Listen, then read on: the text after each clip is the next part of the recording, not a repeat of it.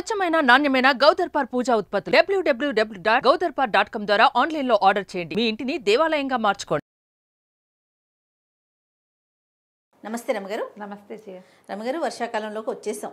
ఇంకా వెదర్ మారేసరికి ఆటోమేటిక్గా సీజనల్గా వచ్చే ఇబ్బందులు ఉంటూనే ఉంటాయి. రకరకాల జ్వరాలని, డెంగ్యూ బాగుందంట రమగారు. మనకి దోమలు పెరిగి చాలా ఇబ్బంది పడుతున్నారట. అదే కాకుండా దగ్గులు, జలుబులు, తుమ్ములు, ఇక అవన్నీ మొదలు. నేను ఇంకోటి యాడ్ చేస్తాను, స్టమక్ డిస్టర్బెన్స్లు.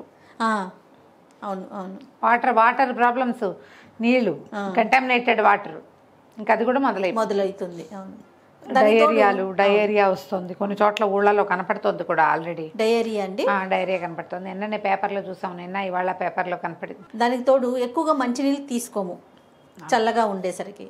గబుకుండా ఏ వాకింగ్కు అట్లా కూడా వెళ్ళలేకపోతాం, బద్దకించేస్తాం కదా రమ్మగారు. వీటన్నిటితో పాటు మనకు బట్టలు కూడా ఆరవు. అవన్నీ సమస్యలేగా, అన్ని రకరకాల సమస్యలు కదా. సరే, ఆరోగ్యం గురించి మాట్లాడుకుందాం. ముందుగానే ఏమన్నా కొంచెం జాగ్రత్తలు తీసుకోగలుగుతామంటారా? తీసుకోవాలి. వాన్లో తడవద్దు, ఎక్కడికి వెళ్ళినా గొడుగు క్యారీ చేయండి. పిల్లలకి పంచోలు ఇలాంటివి దొరుకుతాయి కదా, మొత్తం బ్యాగులతో సహా కవర్ చేసేవి. స్కూళ్ళు మొదలైపోయినాయి కదా జయ, పిల్లలు స్కూళ్ళకి వెళ్ళక తప్పదు. ఒకవేళ పిల్లలు తడిసి వస్తే వెంటనే శుభ్రంగా ఇంకోసారి తల వాష్ చేసి, బాగా తడిసిపోతే తల ఇంకోసారి వాష్ చేసి తుడిచేసేయటం, ఏ సాంబ్రాణి పొగ వేయటం, హెయిర్ డ్రైయర్ ఉంటే దాంతో తల డ్రై చేయటం, సాధ్యమైనంత వెచ్చటి బట్టలు వేసుకోవటం. బట్టలు ఆరవు ఈ రోజుల్లో, అదో పెద్ద తలకాయ నొప్పి కదా. స్నానాలు తగ్గిపోతాయి, రెండో పూట స్నానం ఉంటుంది. వానకు తడిసిన బట్టలు అలాగే ఆరేస్తే ఆరవు, మళ్ళీ పిండి ఆరేసుకోవాలి. అవును, వానకు తడిసిన బట్ట అసలు బాగోదు, విచిత్రంగా ఒకలాంటి స్మెల్ అనిపిస్తుంది. అందుకని మళ్ళీ నీళ్ళలో పడేసి బాగా 2-3 సార్లు గుంజి గట్టిగా పిండి ఆరేసుకుంటే బాగుంటాయి. జనరల్ హెల్త్కి ప్రతి వాళ్ళు చేయవలసింది హాట్ వాటరు, రకరకాల కషాయాలు ఏవి కుదిరితే అవి, కరివేపాకు, జీలకర్ర కషాయము, ధనియాల కషాయము, కరివేపాకు, తర్వాత ఏమో ఈ పుదీనా నీళ్లు, సోంపు వాటర్ లాంటివి. మీరేం స్టార్ట్ చేస్తారు? నేను సోంపు ఆల్రెడీ స్టార్ట్ చేసేసాను. రోజు తాగుతారా రమ్మగారు? రోజు తాగుతుంది. టీ లాగా సాయంకాలం టీ. ఇక్కడికి వస్తేనే కదా టీ. నేను ఇంట్లో ఉంటే టీలు గీలు ఏం లేవుగా, ఎవరైనా రావాలి గెస్ట్, మనిషి వస్తే చూసుకుని అప్పుడు టీ తాగుతాను, లేకపోతే నా ఒకదానికి పెట్టుకోబుద్ది. సోంపు వాటర్ తాగుతారా? సోంపు వాటర్ తాగుతాను నేను. స్టమక్ డిస్టర్బెన్స్లు తగ్గిపోతాయి, దాంతో చాలా ఇబ్బందులు తగ్గుతాయి. గ్యాస్ ఫామ్ అవ్వదు పొట్టలో. మధ్యాహ్నం అన్నం తిన్నాక విసుగ్గా ఉంటుంది నాకు ఒక్కొక్కసారి, అందుకని హాయిగా ఉంటుంది.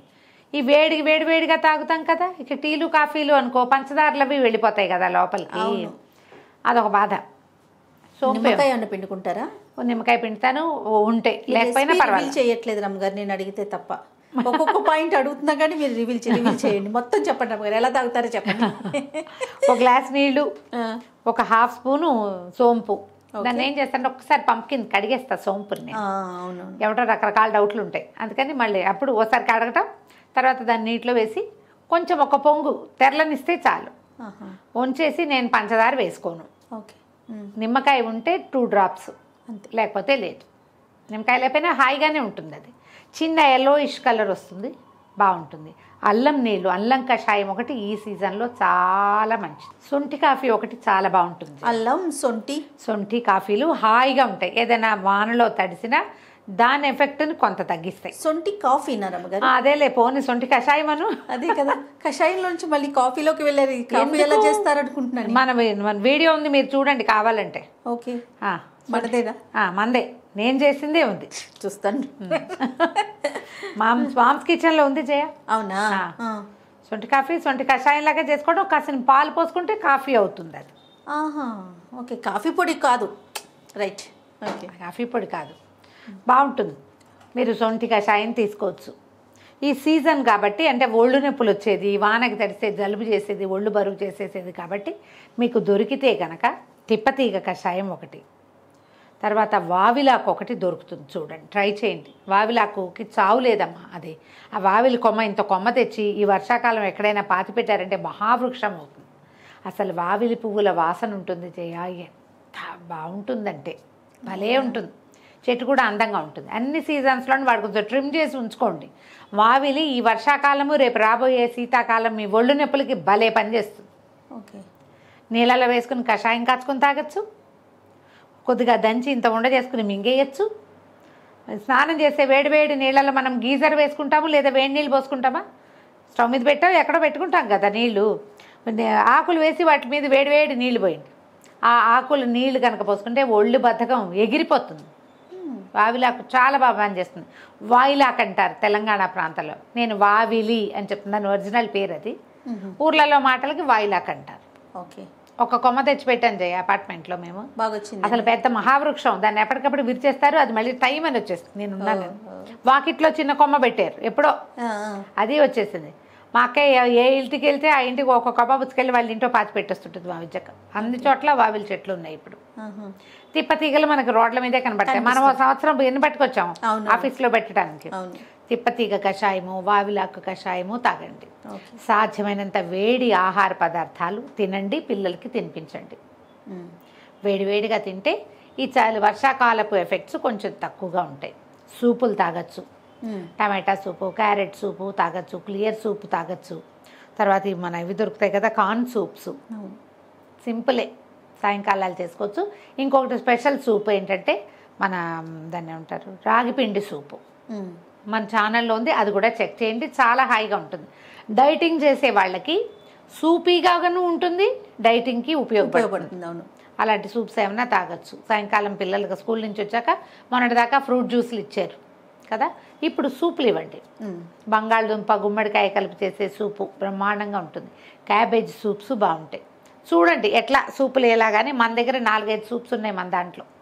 తప్పకుండా ఈజీయే, అవేం పెద్ద కష్టం కాదు. కాస్త పనులు అలవాటు అవ్వాలి అంతే మనకి.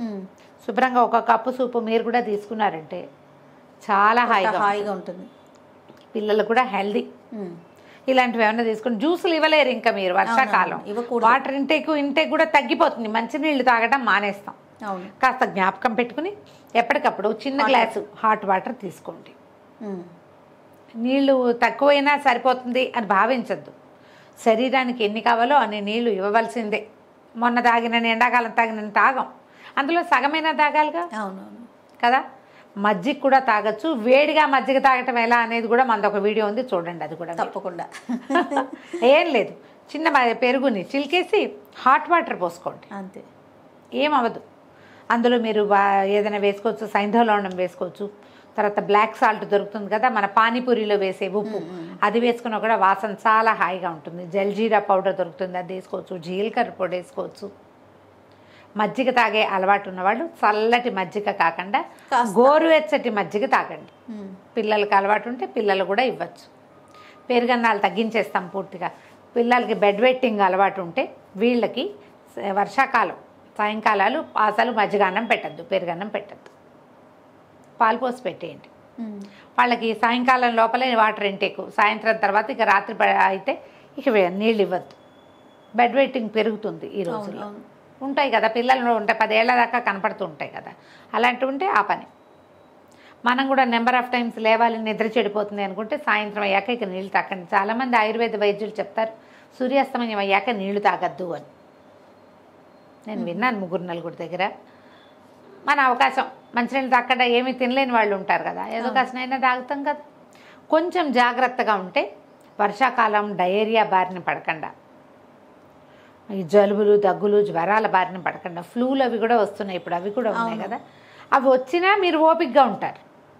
ఒకవేళ ఏదో కాస్త కూస్తా చెడుతుంది కదా, మనం బయట తింటాము, ఈ వేడివేడిగా తినేయాలి, ఏదైనా తినాలి, బజ్జీలు తినేయాలి, ఇప్పుడు బాగా అనిపించే గోవాలి. అది వాన పడుతుంటే పకోడీలు చేసుకుందాం అనిపిస్తుంది.